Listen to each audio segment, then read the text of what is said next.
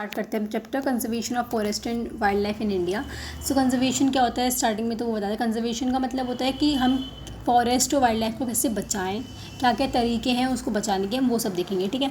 सो conservation में पहले तो ये लिखा है कि कंजर्वेशन करना क्यों ज़रूरी है। Conservation preserves the ecological diversity and our life support system. अच्छा, अगर इसका मतलब ये है कि अगर हम कंजर्वेशन नहीं करेंगे तो जो भी हमारा प्लांट्स है, ट्री है, जो भी चीज़ें हैं, जो हमारे जो सराउंडिंग है, हम जहाँ रह रहे हैं, तो अगर हम उसी को डिस्ट्रॉय करेंगे तो नुकसान तो हमारे होगा। हम ट्री को काटेंगे या प्लांट्स को मतलब काटेंगे तो उससे क्या होगा, हमें ऑक्सीजन नहीं मिलेगी। ऑक्सीजन नहीं मिलेगी तो एयर में ऑक्सीजन नहीं रहेगी, तो इसमें हमारे नुकसान होगा। वाटर, अगर हम पानी को गंदा करेंगे तो पानी हम पी नहीं पाएंगे, हमारे ही नुकसान है।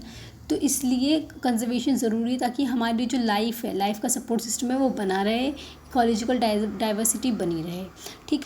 दूसरी चीज़, it preserves the genetic diversity of plant. Genetic diversity of plants and animal का मतलब ये है कि अगर हम लोग प्लांट है, कोई भी एनिमल है, अगर हम उसे मार देंगे, ठीक है, तो उससे क्या होगा, उसकी ग्रोथ नहीं होगी। ग्रोथ नहीं होगी तो उसकी स्पीशीज़ आगे बढ़ेगी नहीं, पॉपुलेशन बढ़ेगी नहीं, पॉपुलेशन ख़त्म हो जाएगी तो वो वहीं के वहीं ख़त्म हो जाएंगे। समझ रहे हो, इसलिए कंजर्वेशन करना ज़रूरी है। अब देखते हैं यहाँ पे in the 1960s and 1970s में क्या हुआ था कि एक जो कंजर्वेशन करते हैं लोग, उन्होंने एक डिमांड करी थी कि एक एक्ट बनना चाहिए, national wildlife protection programme. एक प्रोग्राम बना था, national wildlife protection programme, the Indian wildlife protection act. ये एक एक्ट बना था, इम्प्लीमेंट हुआ था 1972। ये बहुत इंपॉर्टेंट है, ये आ सकता है कल के उसमें। तो 1972 में, ये ईयर भी याद करना जरूरी है, with various provisions for protecting. ये एक्ट इसलिए बना था कि जो एनिमल्स के घर हैं, जो हैबिटेट है, उसको बचाने के लिए बना था। ठीक है, उसको प्रोटेक्ट करने के लिए बना था। And all Indian list of protected species was also published. एक लिस्ट बनाई थी कि कौन सी स्पीशीज़ को प्रोटेक्ट करना चाहिए या फिर कौन सी स्पीशीज़ प्रोटेक्ट हो रखी है, उसकी एक लिस्ट बनाई थी इसमें, तो वो भी पब्लिश्ड हुई थी।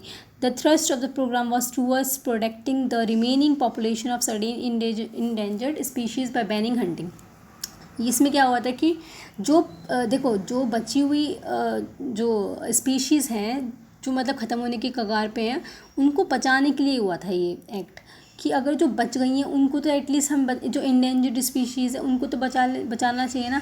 तो इसमें क्या हुआ था, हंटिंग को बैन कर दिया था। ठीक है, और जो लीगल प्रोटेक्शन मिली थी उनके घरों को, एनिमल्स के। और एंड रिस्ट्रिक्टिंग ट्रेड। हाँ, ट्रेड क्या होता है कि जैसे कि एलिफेंट्स, अब सुना होगा आपने कि एलिफेंट्स के जो दांत होते हैं वो भी बिकते हैं, या फिर लेदर जो होती है ना, शीप वगैरह की वूल वगैरह होती है, वो भी बिकते हैं ना। उसके क्या होता है कि वो बिक के फिर इंसान पैसा कमाता है। ठीक है, तो ये होता है ट्रेड। तो इस ट्रेड पे भी ये क्या लगाया, रोक लगाई गई। क्यों? क्योंकि जब एलिफेंट के आप दांत बेचोगे या फिर लेदर बेचोगे तो उसको मार के ही बेचोगे, तो उससे क्या हो रहा है कि उसकी पॉपुलेशन तो कम हो रही है स्पीशीज़ की। इस चीज़ को भी बैन करा गया। अब आगे तो यही है, central and many state governments establish national, बहुत सारे नेशनल पार्क्स बनाए गए, वाइल्ड लाइफ सेंचुरीज़ बनाई गई। क्यों? क्योंकि wild life sanctuary, national parks में जो है ना एनिमल है वो प्रिजर्व तो रहेंगे, है ना, इसलिए ये सब चीज़ें भी बनाई गई लोगों से। बहुत सारे प्रोजेक्ट्स और प्रोटेक्टिंग स्पेसिफिक एनिमल। हाँ, जैसे बहुत सारे प्रोजेक्ट्स बनाए गए स्पेसिफिक एनिमल्स को प्रोटेक्ट, जैसे प्रोजेक्ट टाइगर वगैरह था, वो तो कट गया खैर सिलेबस में, बट वो भी करा गया ताकि बचा सके स्पीशीज़ को। ठीक है, ये सब तो वही है, ये याद कर सकते हो, कश्मीरी स्टैग और ये सब, इनको बचाने के लिए बहुत सारे प्रोग्राम्स बनाए गए। अब आगे करते हैं, ये तो आ नहीं रहा, प्रोजेक्ट टाइगर कट गया, यहाँ से आएगा। तो अब यहाँ पे इस पैराग्राफ में इधर रखा है कि हम तो ये देख रहे थे कि जो भी बड़े बड़े एनिमल्स होते हैं, जैसे टाइगर हो गया, ये सब हो गया, उनको बचाने के लिए कंजर्वेशन होता है। लेकिन नहीं, अब आजकल के ज़माने में जिसमें लिखा है ना, इंसेक्ट्स को भी अब इंक्लूड कर लिया गया है। देखो, एक एक्ट हुआ था, wildlife act of 1980 and 1986। इसमें 100 ऑफ बटरफ्लाइज, मॉथ्स, बीटल्स और 1 dragonfly have been added to the list of. इसमें वो जो लिस्ट थी जिसमें बताया था कि कौन सी स्पीशीज़ को प्रोटेक्ट करना है, उस लिस्ट में इनका भी नाम आया था कि मतलब ये लोग एंडेंजर्ड स्पीशीज़ हैं और ये ख़त्म होने वाले, तो इनको प्रोटेक्ट करना चाहिए।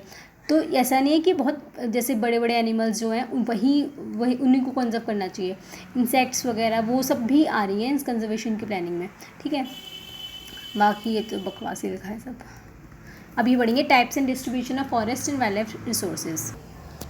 तो अभी पढ़ते हैं। इसमें क्या है कि इसने ये बोला है कि पहले तो in India much of this forest and wildlife resources are either owned. हाँ, इसमें ये बोला है कि इंडिया में ज़्यादातर जो फॉरेस्ट और वाइल्ड लाइफ रिसोर्सेज हैं वो या तो किसी गवर्नमेंट ने कर रखी, जैसे कि फॉरेस्ट डिपार्टमेंट वगैरह हो गया उन्होंने कर रखी, या फिर जो गवर्नमेंट के अलग डिपार्टमेंट है उन लोगों के द्वारा मैनेज होते हैं। ठीक है, तो वही लोग इनकी देखभाल करते हैं, वही लोग सब कुछ करते हैं। ठीक है, अब इन्होंने इसकी एक अलग कैटेगरी बना रखी है जिनमें क्लासीफाई कर रखा है। ठीक है, अब वो देखते हैं। एक हो गया रिजर्व फॉरेस्ट। रिजर्व फॉरेस्ट क्या होता है देखो मैं बताती हूँ कि जैसे कि ये फॉरेस्ट है, ठीक है, हमें एक लैंड दे रखा है, फॉरेस्ट है ये।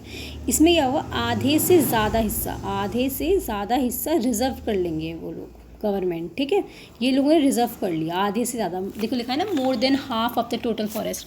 पूरे फॉरेस्ट का मोर देन हाफ हिस्सा रिजर्व फॉरेस्ट डिक्लेयर कर दिया जाता है। रिजर्व फॉरेस्ट का मतलब क्या होता है, अब यहाँ पर कोई भी अपना कुछ जैसे डिफॉरेस्टेशन वगैरह होता है ना, तो वो कर नहीं पाएगा यहाँ पर, क्योंकि ये क्या है, ये फॉरेस्ट किसका है, ये फॉरेस्ट हाफ, ये मोर देन हाफ फॉरेस्ट किसका हो गया, ये गवर्नमेंट का हो गया। अब यहाँ पे कोई अपना हक नहीं जता सकता, कोई कुछ भी नहीं कर सकता यहाँ पे। ठीक है, तो ये गवर्नमेंट का फॉरेस्ट है। ठीक, reserve forest are regarded as the most valuable as far as the conservation of forest. हाँ, जो हम देखते हैं ना, अभी मैंने पढ़ाया था कंजर्वेशन ऑफ फॉरेस्ट और वाइल्ड लाइफ रिसोर्सेज को जितनी अहमियत मिली थी उतनी उससे ज़्यादा अहमियत रिज़र्व फॉरेस्ट को मिलती है। मतलब ये है कि रिज़र्व फॉरेस्ट को लोग ज़्यादा अपनाते हैं ना कंजर्वेशन करने से। ठीक है, जैसे कंजर्वेशन में जो दिखाया था कि क्यों करना चाहिए, क्या है कंजर्वेशन एक्ट जो निकाले थे कंजर्वेशन के, उससे ज़्यादा जो गवर्नमेंट है वो रिज़र्व फॉरेस्ट पे ध्यान देती है। ठीक है, क्योंकि रिज़र्व फॉरेस्ट में क्या है, ये आधे से ज़्यादा गवर्नमेंट के पास जाता है, तो फिर कोई इसको डिप्लीट तो कर ही नहीं सकता, कोई डिफॉरेस्टेशन नहीं कर सकता, उस पर कोई कुछ भी नहीं कर सकता। ठीक है, अब देखो सेकंड क्या है, प्रोटेक्टेड फॉरेस्ट। प्रोटेक्टेड फॉरेस्ट में क्या होता है कि देखो, जैसे कि प्रोटेक्टेड फॉरेस्ट में ये होता है कि ये फॉरेस्ट है, इसका 1/3 पार्ट क्या होता है, ये गवर्नमेंट के पास चला जाता है। ठीक है, फॉरेस्ट डिपार्टमेंट के पास, मतलब गवर्नमेंट ही मान लो, ठीक है, डिपार्टमेंट के पास चला जाता है 1/3 पार्ट। ठीक है, इसे कहते हैं protected forest. This forest land are protected from any further depletion. मैंने बताया ना, ये जो फॉरेस्ट है इस पर कोई ना डिप्लीशन डिप्लीशन मतलब कुछ भी नहीं हो सकता। मतलब इस फॉरेस्ट पे कोई सोचे कि हंटिंग करने चले जाऊँ मैं, या फिर डिफॉरेस्टेशन करने चले, कुछ नहीं कर सकती, क्योंकि ये गवर्नमेंट के अंडर आता है। ठीक है, तो इसी गवर्नमेंट देखभाल करती है। अनक्लास्ड फॉरेस्ट क्या था, these are other forest and waste land belonging to both government. हाँ, अनक्लास्ड फॉरेस्ट होते हैं कि वो मतलब गवर्नमेंट के पास भी होते हैं और इंडिविजुअल के पास भी होते हैं, और जो कम्युनिटी मतलब से होते हैं ना, कुछ फॉरेस्ट ऐसे होते हैं जो जैसे कि बहुत सारे कम्युनिटी के लोग, जैसे बहुत सारे लोगों ने मिलके किसी फॉरेस्ट को देखभाल कर रहे हो, या फिर वो गवर्नमेंट के पास भी हो, या फिर कोई एक अकेला इंसान का वो फॉरेस्ट की देखभाल कर रहा हो, वो गवर्नमेंट के पास भी, उसको कहते हैं अनक्लास्ड फॉरेस्ट। ठीक है, तो अब आगे दे रखा है कि रिज़र्व और प्रोटेक्टेड फॉरेस्ट जो होते हैं उन्हें एक और नाम से बुलाया जाता है। ये जो दोनों फॉरेस्ट है, रिज़र्व और रिज़र्व और प्रोटेक्टेड फॉरेस्ट, इन दोनों को एक और नाम से बुलाया जाता है परमानेंट फॉरेस्ट। ठीक है, इसको एक और नाम से बुलाया परमानेंट फॉरेस्ट, याद कर लेना।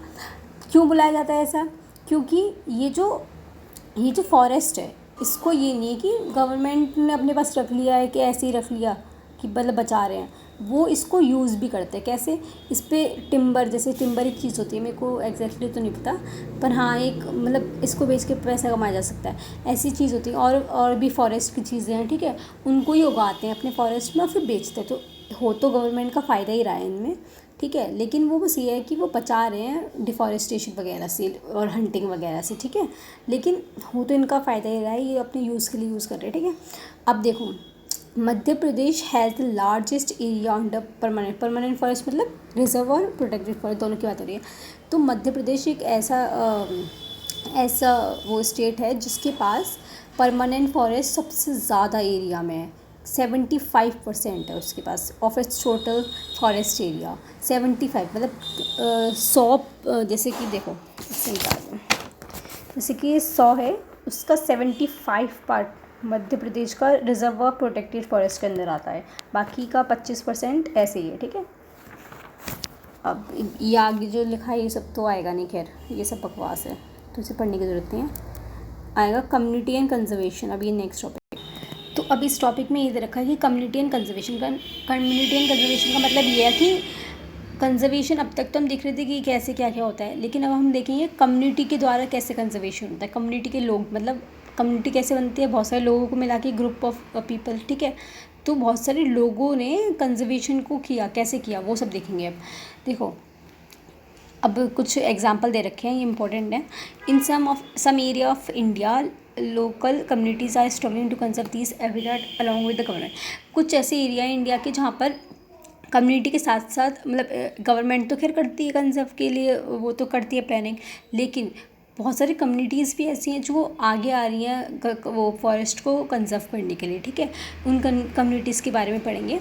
जैसे कि एक ये देखो, इन सरिस्का टाइगर रिजर्व, ये एक एग्जांपल है। राजस्थान में एक सरिस्का टाइगर रिजर्व नाम की वो है, आई थिंक ये वाइल्ड लाइफ सेंचुरी कोई, मेरे को एग्जैक्ट याद नहीं। सरिस्का टाइगर रिजर्व है। तो वहाँ पे क्या होता है कि villagers have fought against mining by citing the wildlife protect. हाँ, इसमें क्या हुआ कि जो गांव के लोग थे उन लोगों ने माइनिंग, मतलब वहाँ पे ना माइनिंग हुआ करती थी, ठीक है। ये सरिस्का टाइगर रिजर्व में माइनिंग हुआ करती है। माइनिंग से क्या होता है कि अब माइनिंग तुम करोगे तो फिर एनिमल्स वगैरह को भी हटाओगे, ठीक है। उससे क्या होता है कि पॉपुलेशन में कमी आएगी, कंजर्व करना है इन लोगों को। तो इन लोगों ने क्या किया, वहाँ पे जो माइनिंग थी उसको हटवाया, साइटिंग द वाइल्ड लाइफ, उनको हटवाया, क्योंकि wild life protection act wild life protection हमने ऊपर पढ़ाई था, उसमें यही तो था ना कि हम लोग को वाइल्ड लाइफ को प्रोटेक्ट करना है। तो इसलिए उन लोगों ने माइनिंग को हटवाया, ठीक है। तो वो विलेज के लोग थे, वो लड़े इसके लिए। तो ये तो है एक एग्जांपल, ये पूछा जा सकता है। दूसरा एग्जांपल कहाँ का है वो बताती हूँ। द इनहेबिटेंट्स ऑफ 5, हाँ, अलवर डिस्ट्रिक्ट है राजस्थान का। वहाँ पे क्या था कि 5 विलेजेस ने मिलके, ठीक है, मतलब 5 विलेजेस के लोगों ने मिलके 1200 हेक्टर का फॉरेस्ट, उसका नाम रखा भैरवदेव दकाफ सॉन्चुरी, ये इम्पॉर्टेंट लाइन, ठीक है। उसका नाम ये रखा declaring their own set of rules. हाँ, उसमें क्या किया इन लोगों ने, खुद के रूल्स और रेगुलेशंस बनाए कि उन लोगों ने ना कि किसी को हंटिंग अलाउ करी, ठीक है, और वाइल्ड लाइफ में जो प्रोटेक्शन थी उनको प्रोटेक्शन दी, मतलब एनिमल्स को बचाया, ठीक है। और जो भी आप बाहर के लोग आते थे उनको आने नहीं दिया। तो ये 1200 हेक्टर की ज़मीन, समझ रहे हो, 1200 हेक्टर, 5 विलेजेस के लोगों ने मिलके अलवर डिस्ट्रिक्ट के 1200 हेक्टर की ज़मीन को नाम दिया भैरवदेव दकाफ सेंचुरी।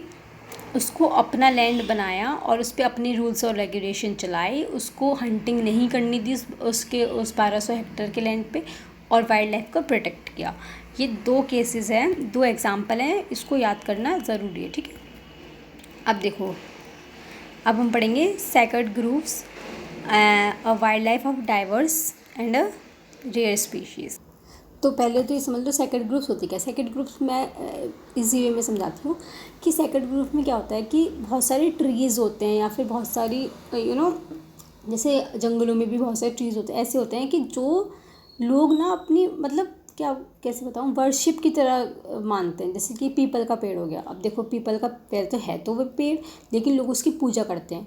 तो मतलब लोगों ने अपने इमोशन जोड़ दिए उन पेड़ों से, समझ रहे हो।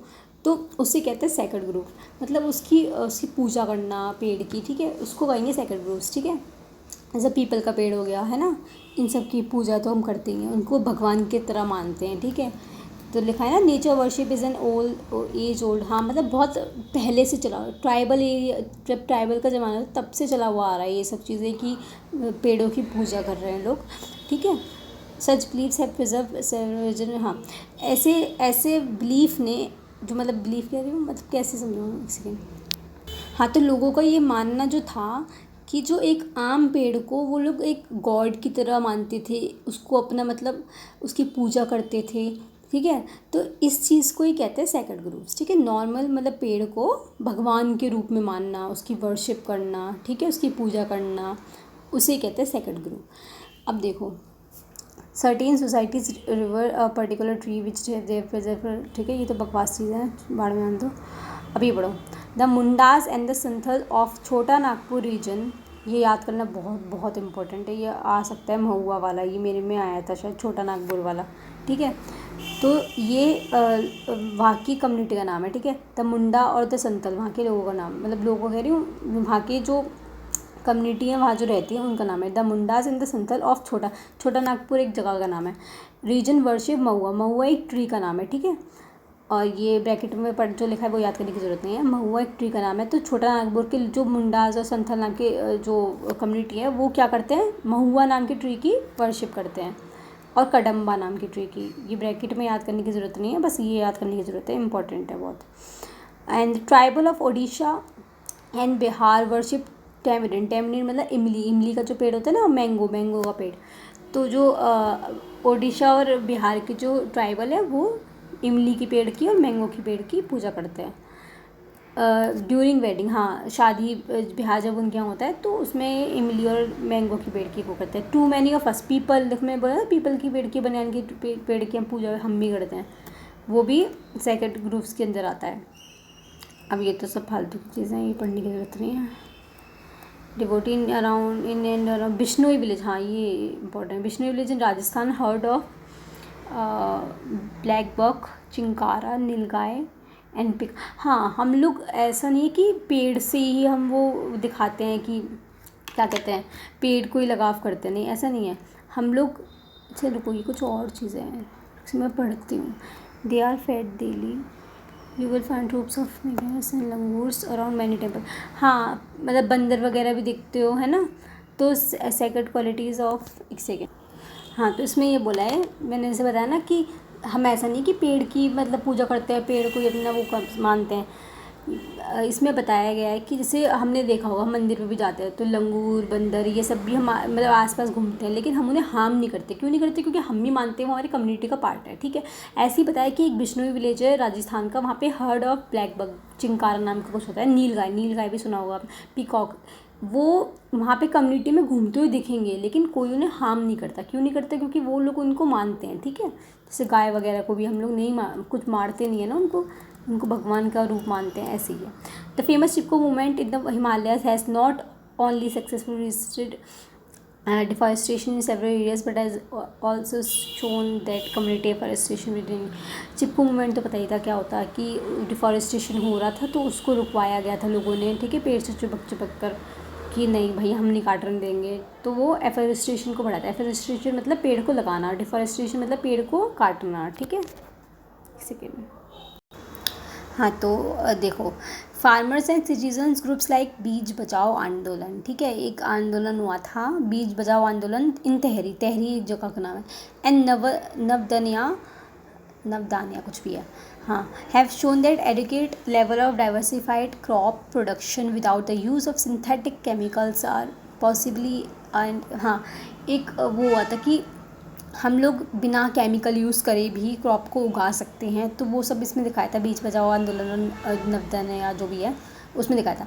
अब देखो इन इंडिया, ये बहुत इंपॉर्टेंट है, जॉइंट फॉरेस्ट मैनेजमेंट प्रोग्राम, ये इंपॉर्टेंट है, furnishes a good example for involving local communities in the management in restoration of degraded forest. इसमें क्या था, लोकल के लोगों को मैनेजमेंट में डाला था, और क्या किया था, रिस्टोरेशन ऑफ डिग्रेड, जो फॉरेस्ट ख़राब हो चुका है, जो किसी यूज़ का नहीं है, उस फॉरेस्ट को भी यूज़ करवाया था, ठीक है, बहुत सारे कम्युनिटी के लोगों ने मिलके। The programme has been in formal extension, ये पहले से चलता हुआ आ रहा था प्रोग्राम, ऐसा नहीं कि बनाया था नया, चलता हुआ आया था 1988 से। And the state of Odisha past the first resolution for joint forest management.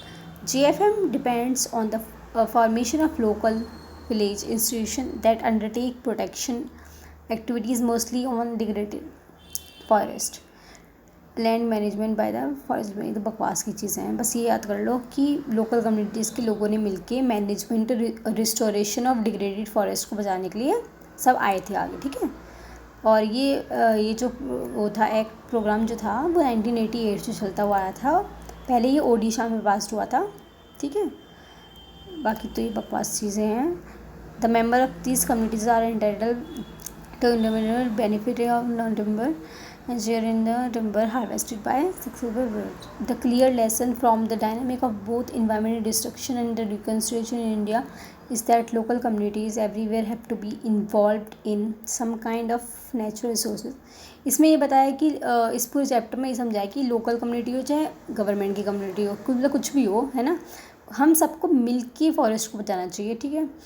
Have to be involve in some kind of resources management. हाँ, हमें मैनेजमेंट करना चाहिए रिसोर्सेज का, अगर मैनेजमेंट नहीं करेंगे तो ख़त्म हो जाएगी, फिर हमारे फ्यूचर के लिए बचेंगे नहीं। But there is still a long way to go before local communities are at the centre stages decision making except बकवास चीज़ है। चैप्टर ख़त्म, इतना ही है बस। मैं बताऊँ इसमें क्या इंपॉर्टेंट चीज़ें हैं, ये सब तो फालतू के। चिपकू मोमेंट पूछ सकता है, बायोडाइवर्सिटी तो कट गया, ये सब कट गया आपके में, ये तो आएगा नहीं। हाँ एक तो देखो मैं बताऊँ क्या पूछ सकता है, इसमें बता दे रही हूँ। जॉइंट फॉरेस्ट मूवमेंट पूछ सकता है, ठीक है। ये जो जितना पार्ट दिखा रही हूँ मैं, देखो हाँ कहाँ गया, एक सेकेंड। हाँ यहाँ से ये देखो, यहाँ से लेके यहाँ तक ये मेरा इम्पोर्टेंट है। इसमें मैंने बताया ना, ये छोटा नागपुर में महुआ का वो होती थी, है ना। सेकंड ग्रुप्स क्या होता है, what is second groups, simple सवाल पूछ सकता है, तो ये भी आ सकता है, ठीक है। चिपकू मूवमेंट के बारे में पूछ सकता है। तो चिपकू मूवमेंट में बताया दिया मैंने कि डिफॉरेस्टेशन कर रहे थे लोग, तो लोग पेड़ से चिपक के खड़े हो गए थे, और उन लोगों ने एफोरेस्टेशन मतलब पेड़ को लगाने की वो थे, मतलब पेड़ लगाने के साथ थे। वो कह रहे थे कि पेड़ लगाओ, लेकिन जो बाकी के लोग थे वो पेड़ काटने को आ रहे थे, तो वो पेड़ से चिपक गए थे कि नहीं हम काटने नहीं देंगे, ठीक है। ये था चिपकू मूवमेंट। अब एकदम डिटेल में तो दे नहीं रखा इसमें चिपकू मूवमेंट की कौन सी ईयर में क्या हुआ था, तो याद करने की ज़रूरत नहीं। अभी देखो इसमें सबसे इंपॉर्टेंट ये कल पूछ सकता है कि इन सरिस्का टाइगर रिजर्व में क्या हुआ था, वो अलवर डिस्ट्रिक्ट में क्या हुआ था, ये आ सकता है, ठीक। और बताती हूँ, ये तीनों पूछ सकता है आराम से, ये तीनों आ सकते हैं, बहुत इंपॉर्टेंट है, ठीक। ये पूछ लेगा। और बताऊँ, ये सब तो फालतू की चीज़ें हैं।